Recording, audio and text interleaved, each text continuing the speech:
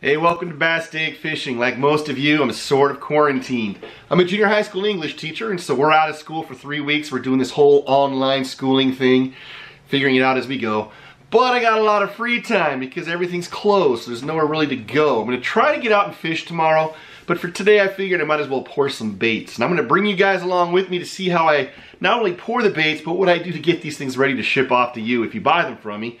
My entire employee base is me. I'm it. So I'm going to show you the whole process. I got to make my own labels, cut my own labels, pack my own baits. You can take a look over here on my wall. See if I can get this thing to turn here. There we go.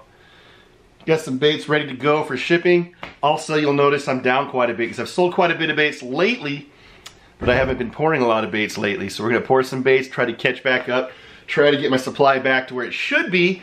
But I'm going to show you, there's a whole lot that goes into this. If you ever decide to pour baits yourself, it's not just pouring the baits. You got to make a website. You got to get PayPal going with the buttons on your website to sell those baits. You got to package your baits. You got to make your labels. There's a lot that goes into it.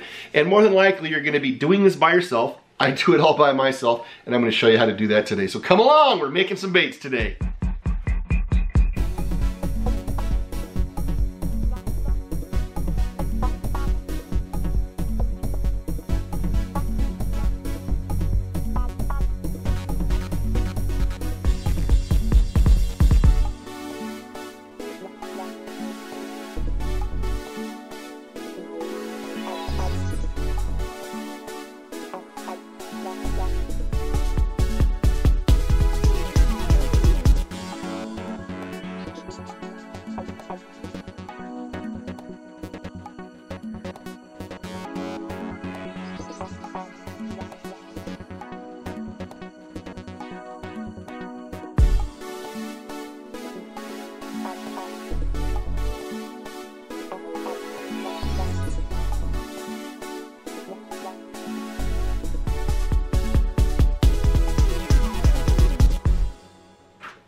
Now the first thing you're going to need to do if you decide to make baits yourself and start to sell them is you got to get the bags. And I get these bags in bulk. I got a company here in California that I order from. I've got a lot of different size of bags I need to use. For example, let's take a look back at the wall again. You've got these the jigs up here, which I just pulled right off the wall. You know, that's a smaller bag. That's a set size that I use for my jig baits, which is not the same as what I'm using for example, my B4s, my B3s.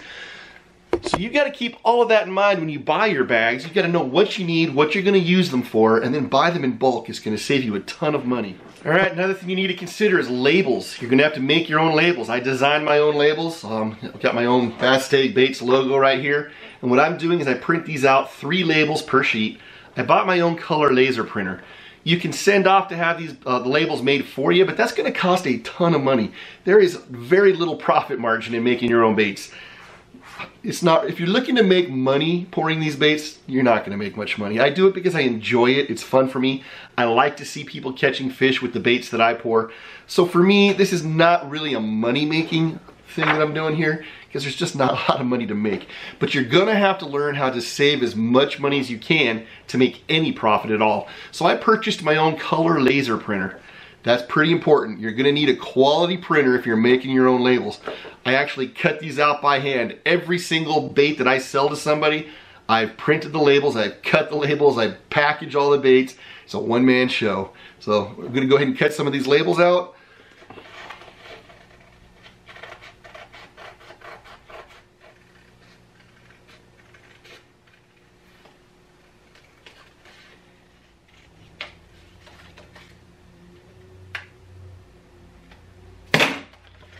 All right, there you go, a cut label. Yes, it's a ton of work.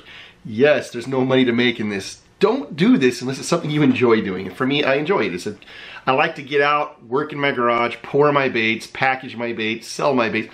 I enjoy all that. I'm not making a ton of money, that's fine, but I enjoy it. And here you go. This is what one of my labels looks like right after I've cut it out of the sheets that I printed myself. You got to take the right size bags. You've got to know what product goes into what bag. I got it all that down.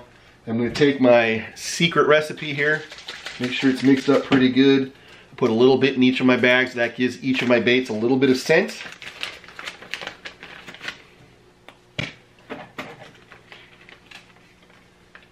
Not a ton. I just put a little bit in there. I just want to make sure that my baits get that scent, the scent that I want them to have. Each bait I stick in the bag one at a time. Does it take forever? Yeah, it does. This is not a mass-produced bait.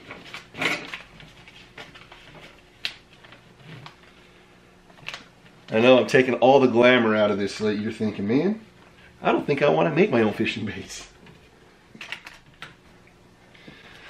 Now when you look at this little guy, now this is the Grim Reaper and this is the watermelon color right here. That's only a 3-inch bait. I've caught an 8-pound, 3-ounce bass. In fact, let's take a look right up here on my wall, because you've probably seen this before in my videos. Let's see if I can get up there. This fish right here, 8 pounds, 3 ounces. I caught it on this little 3-inch bait. So yeah, you can catch big fish on little baits. There you go. I've got my baits all packaged, ready to go. I put them in by hand, so you can see that they're kind of perfectly placed in there. I do that with every single one of the bags that I put together. I'm going to take my label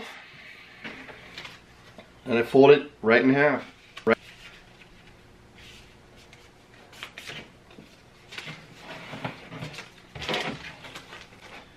Put that right over the top of the bag. Get my stapler. Got to know exactly where to staple these. You don't want to staple these too low, because if you staple it down the bottom part of the bag, your scent, this stuff right here is going to leak out of the bag itself. So you got to make sure you're above the zip line there.